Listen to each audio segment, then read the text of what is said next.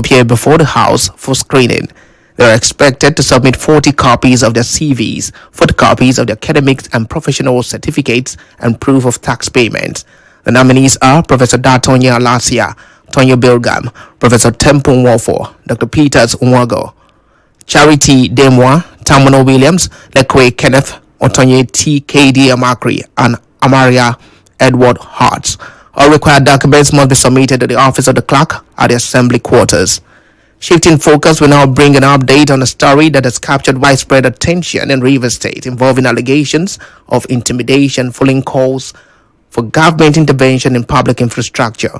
Civil society groups and human rights lawyers in Rivers State are threatening legal action against Ahudu West Council Chairman Eugene Epele over the alleged assault on Minie Uchechi Ogadimma and her mother in the Joko community. Speaking at a media briefing in Port Harcourt, the director of PILEX Center for Civic Education, Courage in Sirimovu, said Minie acted within her constitutional rights as a Nigerian citizen to monitor public projects in her community. As a human rights coalition, we demand the following. 1. Immediate invitation, arrest and prosecution of Mr. Eugene Ekele Cheta by the Nigerian Police Force for assault, criminal intimidation and abuse of office. 2. Public apology by the chairman to Ms. Ogadima Minie Uchechi and her mother. Full compensation for medical expenses, displacement and psychological trauma suffered by the victims. Public disclosure of the financial allocations and expenditures of Ahudu West local government area in line with transparency and accountability obligations. Also speaking, the Director of Relief International Africa, Green Isaac, is calling for the immediate arrest and prosecution of the council chairman, a public apology and a compensation for medical expenses and displacement. As a matter of fact, the legal team is considering the legal implications of the action of the chairman and definitely will take the right necessary legal steps to ensure that the victim here gets justice. He does not have any right whatsoever to abuse her, to violate her fundamental rights. And if you listen to everything she has said, inhuman degrading treatment was meted out to her. You're also looking at the case of attempted murder, trying to use shovel on her. So even assault is minor. Correspondent Emeka Otuka reports that Minie's mother, Chimiela Minie, also recounted her ordeal. As I kneel down for Eugene Cheta Epele, I beg him that anything my daughter do to you, forgive her, and please. From there now, I come tell him brother, say he no come only to report, he came here to come and beat your daughter. I say I come tell my daughter, enter inside, I come lock the gate. From there now, Eugene Epele tell him brother, go and kill that girl. His brother push that zinc gate. I won't hold on, the boy come hit me. From my accident place, blood come out. As the blood come out, and I come kneel down there. He enter inside my yard. Beat my daughter in jacket from neck here. Carry him up. Uchechi's accusation has been denied by the Ahudu West local government chairman. In a statement by his chief press secretary, Dennis Ezonwa, the chairman describes the allegation as false and misleading. Away from that, let's go now to Okey. The chairman of the local government area, Chima Boniface Njoku, has introduced a new directive known as the customary right of occupancy as part of measures to regulate land acquisition and curb the menace of land grabbing in the area. Chairman of the Committee on Anti-Land Grabbing, Land Acquisition, Management and Development, Onwugbonu, disclosed this while presenting a joint report of the committee's Day 2 land and site inspections to the council chairman. He explained that the directive is aimed at sanitizing land administration processes, ensuring that all land purchases and developments follow due procedures. Responding, the Okey Council Chairman Njoku commended the committee for its diligence and emphasized the importance of unity, teamwork, and collaboration, describing them as antidotes to failure. He further reviewed plans to strengthen inter-council cooperation, noting that he and the chairman of Equator Local Government Council have agreed to initiate boundary demarcation between both councils to foster development and promote lasting peace among affected communities. Earlier, the committee carried out inspections in Okoroagu and Odagwa following a petition by the Umwenyim community against Chief Marcus Amadi of Okpala over alleged land and boundary encroachment before proceeding to Obite for further site assessment. As part of its enforcement drive, the committee also began a process tagged Operation Remove Your Building under the high tension. During inspections, several structures erected on the high tension power lines were identified and marked for removal. The committee also reported receiving over 17 petitions during its sitting, with more than 10 matters treated and adjourned to next week for continuation of deliberations. The spokesperson of the committee, Dr. Okey, spoke on this. We have also embarked on land and site inspection tour from Omunkwe, Okurago, Umenyim in Odogwa and Obite communities, all in Echie local government. We urge the public not to panic at all, as matters affecting land grabbing in Echie local government will be a thing of the past. In a related development, Okey and Onwugbonu government areas will carry out boundary demarcation exercise on Wednesday in order to settle the land dispute between Chokocho and Igruta communities. A statement by Chief Press Secretary to the Chairman Okey Local Government Council, Dagogo Isaac, said the boundary demarcation exercise is in collaboration with the Office of the Surveyor General of Rivers State and will begin by 10 a.m. The statement advised all affected communities and families of the disputed areas to be present to ensure fairness and bring lasting peace to the two communities. From Okey, we go to Ikwere, where the chairman of the council, Charles Onwugbonu, says his administration is committed to strengthening revenue collection across the area. Onwugbonu stated that improving internally generated revenue remains a key priority of his government, as it will enhance service delivery and accelerate development in the 13 wards of the council. He noted that efforts are underway to block leakages, ensure transparency, and create a more accountable revenue system that will benefit the people of Ikwere. The council boss warns that his administration will not tolerate revenue touting in any form. He stressed that only authorized personnel and approved channels are permitted to collect revenue on behalf of the local government. He, however, cautioned individuals and groups engaging in illegal revenue collection to desist immediately or face arrest and prosecution, reiterating his resolve to sanitize the system and protect residents from harassment and extortion. Internally generated revenue, IGR, has remained a vital component of revenue for the local government. This year, stringent measures will be put in place to tackle revenue touts and their collaborators. Subversive attitude of companies, business operators and individuals doing businesses in the area. However, we will continue to employ measures that will control and reduce the degree of touting in local government area. Moving on, 5 security officers have been arrested over the February 12, 2026 breach at the Nnamdi Azikiwe International Airport, an incident linked to former Kaduna State Governor Nasiri El-Rufai. The arrest followed a joint investigation by the DSS, NIS, NCS, and the Federal Ministry of Aviation. The suspects reportedly admitted taking bribes to allow unauthorized access to restricted airport areas and interfere with security procedures. They have been handed over to the ICPC for prosecution, while other staff who misused uniforms but were not criminally liable will face internal discipline. Authorities say the actions show a strict zero-tolerance policy against insider breaches in Nigeria's aviation system. Let's go on a quick break. When we return, Petron urges government to rehabilitate refineries to cushion fuel price shocks. Stay tuned.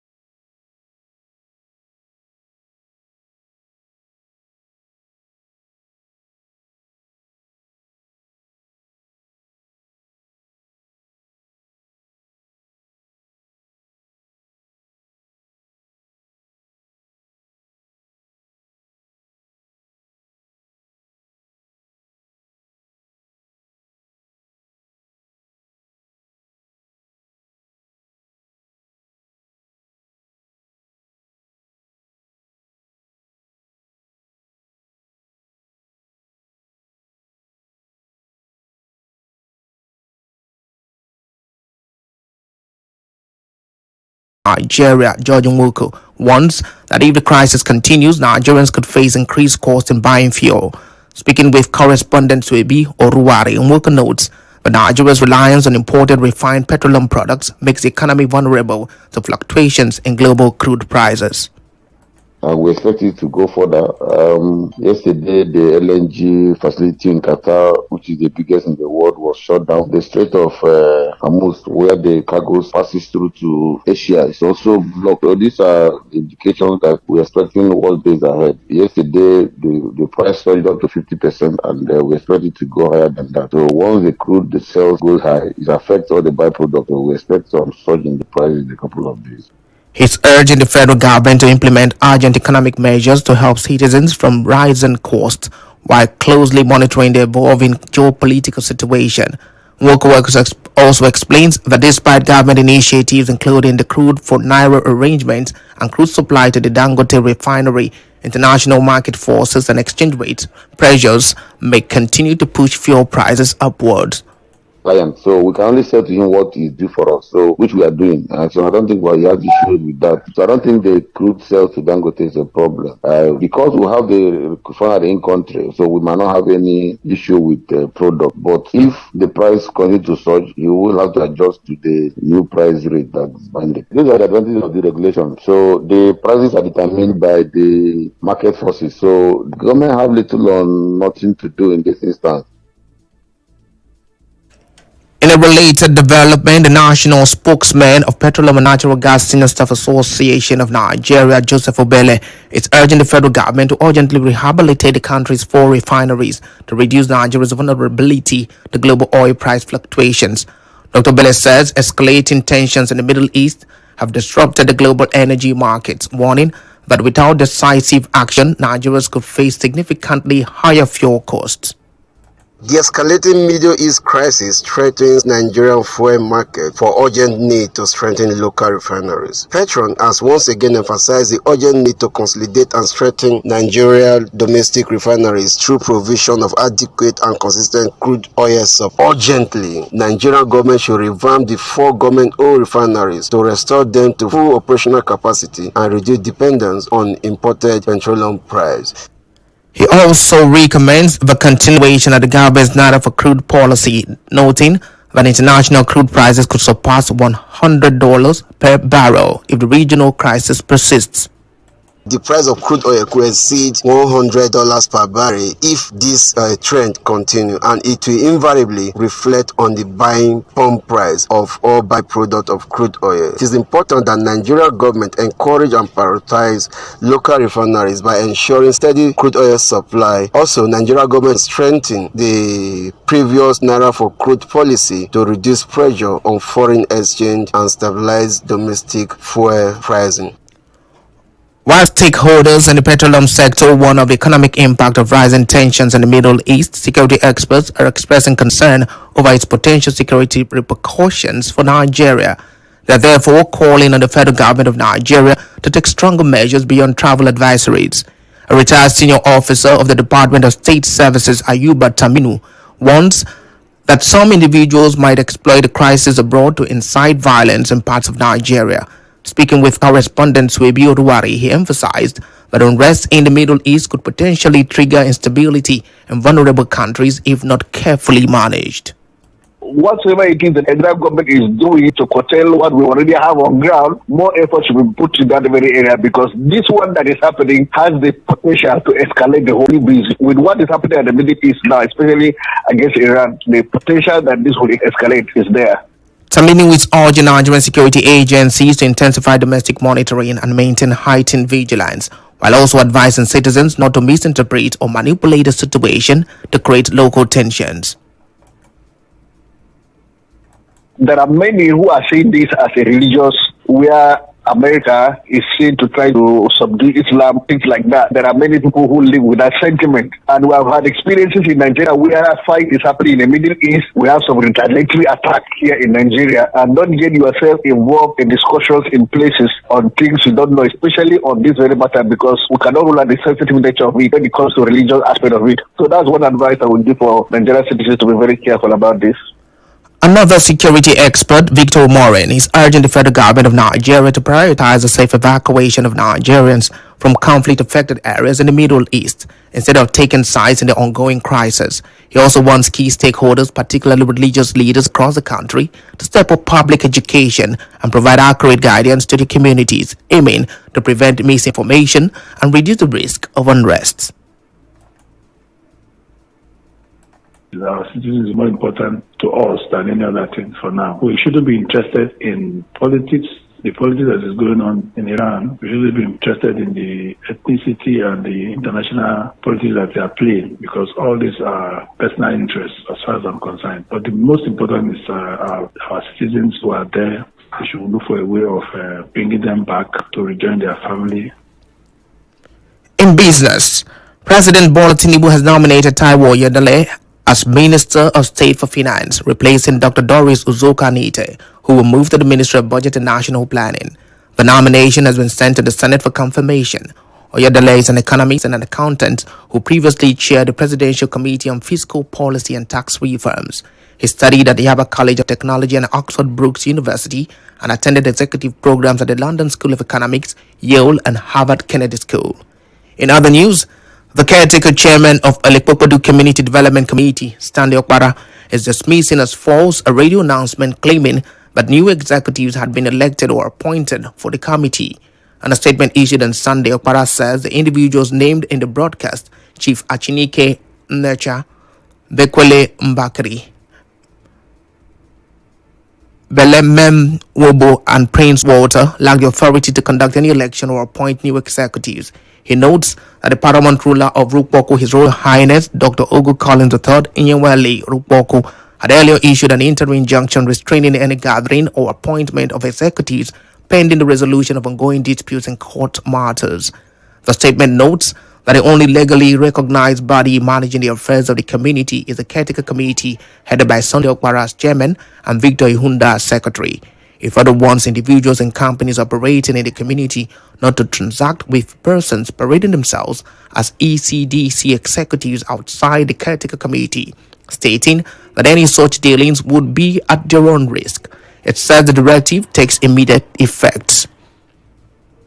Away from that, Pleroma International High School has taken home the crown at the Nigeria Info FM I Beg to Differ debate, claiming 3 million naira in a stunning win. Venocrest Schools finished strong in second place with 2 million naira, while Lawrence Model College secured third, walking away with 1 million naira.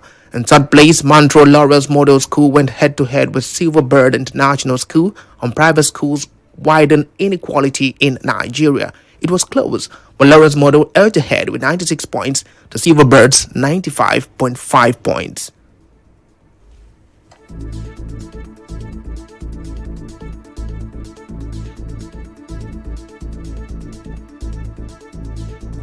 According to A.B. Fufunwa, he said, a society where children of the rich and children of the poor don't sit in the same class is a society that can never achieve national unity. Low-cost private schools keep thousands of children in classrooms. Secondly, not all private schools are expensive. Low-cost private schools serve the children of the traders and low-income families. Private schools encourage competitions. When they do well, they push public schools to do better. Competition raises the standards for everyone. Teachers in some private schools are paid a minimum wage of 70,000 naira, while the school exploits millions from parents just for termly fees. Do we commercialize a noble profession such as teaching, even with half-baked teachers? The final had Pleroma International High School sparring with Venocrest Schools on Nigeria needs younger leaders. With sharp arguments and confident delivery, Pleroma scored 90 points to Venocrest 82. Selling a memorable victory for the school. Younger leaders produce and promote responsibility, promotion, sustainable development, and policy making. Persons are more likely to be resistant to change, lacking vigor as a result of reduced energy or adaptability. While experience is valuable, innovation and adaptability are far more important. Leadership is about capacity, not age. The World Economic Forum reports that countries with the highest governance scores have leaders whose average age is above 55. Why? Because leadership is about judgment, not just vigor. The real question is, you mentioned that they're tech savvy. Having an understanding of device doesn't make one eligible to negotiate oil contract. Governance requires economic enterprise policies, constitutional understanding, and lots more, derived through study and practice over time, not digital fluency.